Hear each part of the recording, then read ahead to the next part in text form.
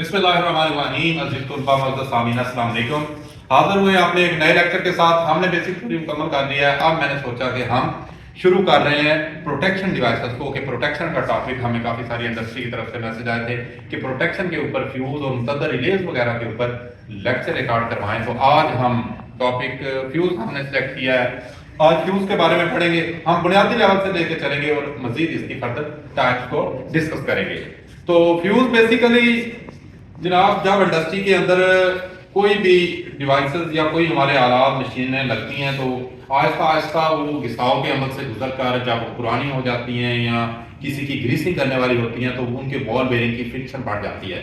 जब चीज़ों की फ्रिक्शन बढ़ती है तो वो ज़्यादा लोड करंट लेने लग जाती है, जिसकी वजह से उनकी वाइंडिंग गर्म होना शुरू हो जाती है और समटाइम्स जलने का खतरा भी होता है। तो हम क्या करते हैं, इनके लिए जरूरी होता है कि इसके साथ प्रोटेक्शन डिवाइसेस इंस्टॉल की जाएं ताकि हमारी मोटर्स और हमारा सिस्टम जो है उसको जलने से और शॉर्ट सर्किट से बचाया जा सके। या समटाइम्स चीजें जब पुरानी हो जाती हैं, उनकी इंसुलेशन पुरानी हो जाती है तो शॉर्ट सर्किट होने का भी एहतमाल रहता है। शॉर्ट सर्किट से बचाव और चीजों को ओवर करंट या ओवरलोड से बचाव के लिए इनके साथ प्रोटेक्शन का एक बुनियादी एक सादा सा एक डिवाइस है जिसको फ्यूज कहते हैं। तो फ्यूज की डेफिनेशन में जाते हैं तो फ्यूज एक ऐसा हिफाजती आला है जो सर्किट को ओवर करंट, ज्यादा करंट और सर्किट को शॉर्ट सर्किट के नुकसानात से बचाव के लिए लगाया जाता है। सेकेंडली कि ये असूल कौन सा काम करता है, तो जब किसी भी कंडक्टर में से या किसी मटेरियल में से इलेक्ट्रिक करंट गुजरती है तो उसकी रेजिस्टेंस के मुताबिक वो हीट अप होती है चीज। तो ये इसी तरह फ्यूज करंट के हरारत के असर पे काम करता है कि एक 2 एम्पीयर का फ्यूज है तो 2 एम्पीयर के बजाय उसमें से जब जो ही ज्यादा करंट गुजरेगी तो फ्यूज के अंदर जो कंडक्टर का टुकड़ा लगा होगा वो ज्यादा करंट पे हीट अप होकर जल जाएगा, जिससे सर्किट को नुकसान से बचा लेगा। फ्यूज का एलिमेंट जल के उसका राब्ता सर्किट से तोड़ देगा। अब आते हैं फ्यूज के हिस्सों की तरफ। बुनियादी तौर पे अजीज तुल्बा फ्यूज के 3 हिस्से होते हैं। एक फ्यूज बेस, ये इन और आउट टर्मिनल पर मुश्तमिल होता है, जो ये बिल्कुल बोर्ड के ऊपर फिट किया जाता है, जैसा कि आपको इधर दिखाते हैं। ये देखें आप लोगों के सामने ये लगाया गया है बोर्ड के बिल्कुल बेस पे। यहाँ पे ये फ्यूज बेस होता है, ये इन और आउट 2 टर्मिनल पे लगा होता है और इसके अंदर फ्यूज लिंक को आके लगाते हैं। तो इस तरह से ये फ्यूज का सर्किट मुकम्मल होता है। तो ये फ्यूज बेस का काम एक बुनियादी तौर पे होता है कि इन और आउट टर्मिनल पे मुश्तमिल होता है। सेकेंडली है फ्यूज एलिमेंट।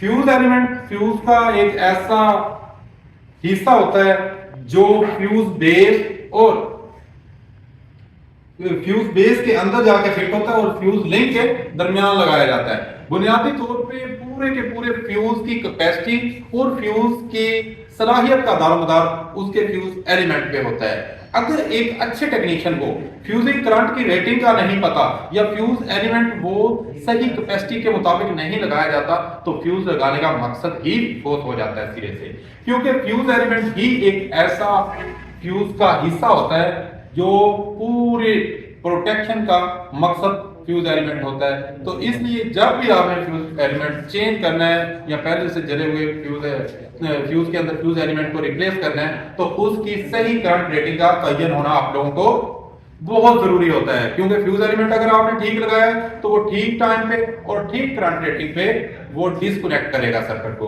तो फ्यूज एलिमेंट बहुत अहम एक हिस्सा होता है और ये करंट के मुताबिक एक छोटा सा कंडक्टर का टुकड़ा लगाया जाता है। तीसरा फ्यूज लिंक। फ्यूज लिंक क्या होता है जी, ये एक लिंक का काम करते हैं जो कि फ्यूज बेस के अंदर फिट किया जाता है और इसके अंदर फ्यूज लिंक के अंदर फ्यूज एलिमेंट या वो जो एक छोटा सा टुकड़ा होता है वो लगाया जाता है। तो इस तरह से हम इसको करते हैं। फ्यूज एलिमेंट मैं आपको जरा दिखा देता हूं, पास करो जी। तो ये देखें हमारे पास ये फ्यूज एलिमेंट है, ये इसके 2 टर्मिनल हैं। जैसे फ्यूज बेस के 2 टर्मिनल थे इन और आउट, इसी तरह फ्यूज एलिमेंट के भी ये फ्यूज लिंक के भी 2 टर्मिनल हैं और इसके अंदर ये देखें जो करंट का टुकड़ा, ये एक छोटा सा टुकड़ा जो लगाया गया है अंदर, ये फ्यूज एलिमेंट कहलाता है। तो ये इस तरह से पकड़ के हम इसको फ्यूज बेस के अंदर फिट किया जाता है। ये देखें इसको हम फ्यूज बेस के अंदर इस तरह से फिट कर देंगे तो ये हमारा सर्किट इससे मुकम्मल हो जाएगा। तो ये नाज़रीन एक फ्यूज का एक मुख्तसर सा तारफ था। नेक्स्ट हम देखेंगे कि अगर आपकी पोर्टेबल डिवाइसेस हैं या आपकी गाड़ियां हैं तो उसमें किस टाइप के फ्यूज लगते हैं। अगर आपने इलेक्ट्रॉनिक की किसी डिवाइस में फ्यूज लगाना है तो वो किस रेटिंग का सिलेक्ट होना चाहिए और कौन सा फ्यूज फिजिबल होता है। और इसी तरह अगर आपने इंडस्ट्री में या किसी हाई टेम्परेचर के ऊपर कोई फ्यूज लगाना है तो उसका भी हम आपको बताएंगे कि कौन सी टाइप का फ्यूज कहां पे लगाना है। हम इस चैनल में आपको हर वो इंफॉर्मेशन देंगे जिसका आपको सर्च कर रहे हैं या आपको जिसकी तलाश है। हम आपकी इंशाल्लाह रिक्वायरमेंट के मुताबिक सारी प्रोटेक्शन के सिलसिले में इंफॉर्मेशन आपको फराहम करेंगे। अपना बहुत सा ख्याल रखिएगा। इंशाल्लाह हाजिर होंगे नेक्स्ट लेक्चर के साथ। अल्लाह हाफ़िज़।